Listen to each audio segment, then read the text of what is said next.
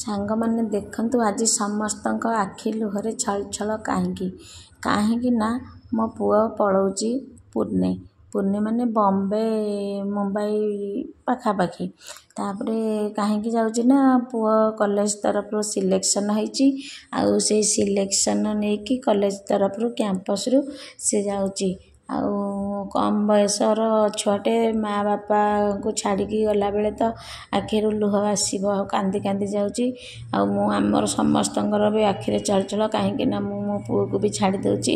ତାପରେ ତାକୁ ଛାଡ଼ିବା ପାଇଁ ସମସ୍ତେ ତାର ମାମୁଁ 3 ଜଣ ତା ବାବା ମୁଁ ସମସ୍ତେ ଷ୍ଟେସନ ଟିକେ ଯାଇଥିଲୁ।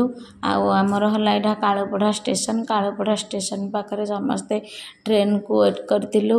ଆଉ ଟ୍ରେନ ମଧ୍ୟ ଠିକ୍ ସମୟରେ ଆସି ପହଞ୍ଚିଗଲା।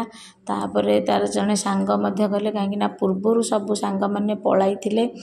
ଆଉ ଏବେ ମୋ ଶ୍ୱଶୁରଙ୍କର ଡେଥ୍ ଯୋଗୁଁ ଯାଇପାରିନଥିଲା।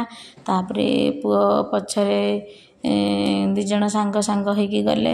ଆଉ ସମସ୍ତଙ୍କ ଆଖି ତ ଲୁହରେ ଛଳଛଳ।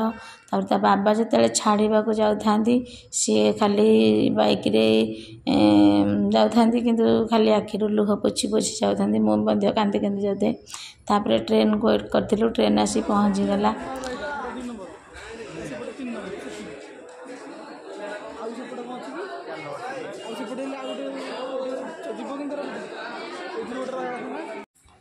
ଯେହେତୁ ଆମର ଟ୍ରେନର ରୁମ୍ ନମ୍ବର ଆଗରେ ରହିଯାଇଛି ଆମେ ପଛକୁ ରହିଯାଇଥିଲୁ।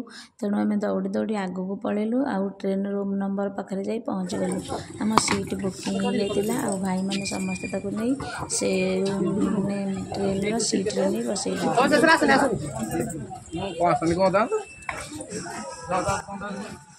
ସମସ୍ତେ ଯାହାନି ଆସିପାରିବନି ଟ୍ରେନ ଛାଡ଼ିଲା ବେଳକୁ ଓହ୍ଲେଇକି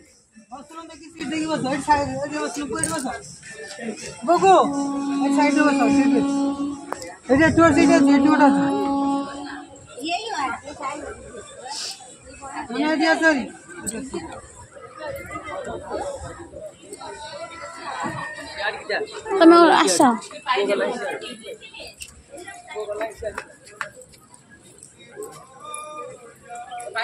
କୋଉଠି ମୋବାଇଲ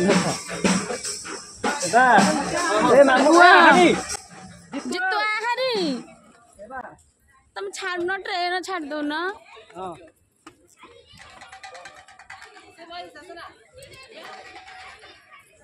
ଆଉ ତା ବାବା ବହୁତ କାନ୍ଦୁଥିଲେ।